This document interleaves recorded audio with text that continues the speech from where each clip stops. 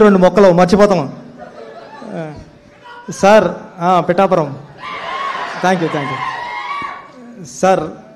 రవి గారు, నవీన్ గారు, నేనంటే మా బ్రదర్స్ అందరూ ఉన్నారు ఇక్కడ సార్లోనే. అంటే వీళ్ళందరికన్నా నాకు ఒక ఎక్స్పీరియన్స్ ఏంటంటే, వీళ్ళెవరూ మైత్రి మూవీస్లో అసిస్టెంట్ డైరెక్టర్గా వర్క్ చేయలేదు, నేను చేశా. అది స్పెషల్ ఇక్కడ. అంటే నేను రంగస్థలానికి సుక్కు సార్ దగ్గర అసిస్టెంట్ డైరెక్టర్గా వర్క్ చేసినప్పటి నుంచి ఎలా ఉన్నారో రవి గారు, నవీన్ గారు ఇప్పుడు అలాగే ఉన్నారు. ఒక సినిమాని పట్టుకోవడంలో ఉప్పిన టైంలో నేనెవరో తెలీదు, వైష్ణవ్ ఎవరో తెలీదు, కృతి ఎవరో తెలీదు. అలాంటి సినిమానే ఎంత అయిపోతున్న బడ్జెట్ ఎప్పుడు ఒక మాట కూడా అనలేదు. ఒకే ఒకసారి నవీన్ గారు కాల్ చేశారు యుఎస్ నుంచి, బుచ్చి అర్థమవుతుందా నీకు, 20 కోట్ల పైన అయిపోయింది అన్నారు. అవునా సార్ అన్నాను, అంతే.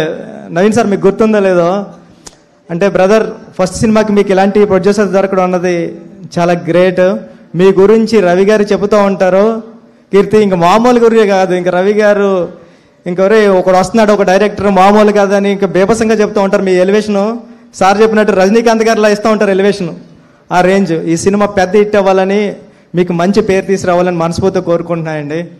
ప్రదీప్ గారు, మీ సినిమాలు అన్నిటికీ నేను ఫ్యాన్, మీ రైటింగ్కి నేను పెద్ద ఫ్యాన్. మీరు హీరోగా చాలా బాగా చేస్తున్నారు. ఈ సినిమా ఫస్ట్ నుంచి ఇటు వైబ్రేషన్ తెలిసిపోతుంది. అంటే మనం ఎంత, ఇప్పుడే చెప్తున్నా మన అనుగారితోని, మనం ఎంత బాగా రాసినా దేవుడి పైన రాయాలి సినిమా హిట్ అవ్వాలంటే. కానీ దేవుడే ముందు రాసేసిన తర్వాత రాసిన కథలో అనిపిస్తుంది ఇది. దేవుడు అంత పెద్ద హిట్ అవ్వాలని మనస్ఫూర్తిగా కోరుకుంటున్నా. మీ అందరికీ, మమతా గారు మీ యాక్టింగ్కి నేను ఎప్పుడో ఫిదా అయిపోయాను.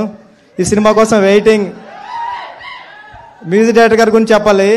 ఈ మధ్యన అన్ని నేను ఏఆర్ రెహమాన్ గారి సాంగ్సే వింటున్నా.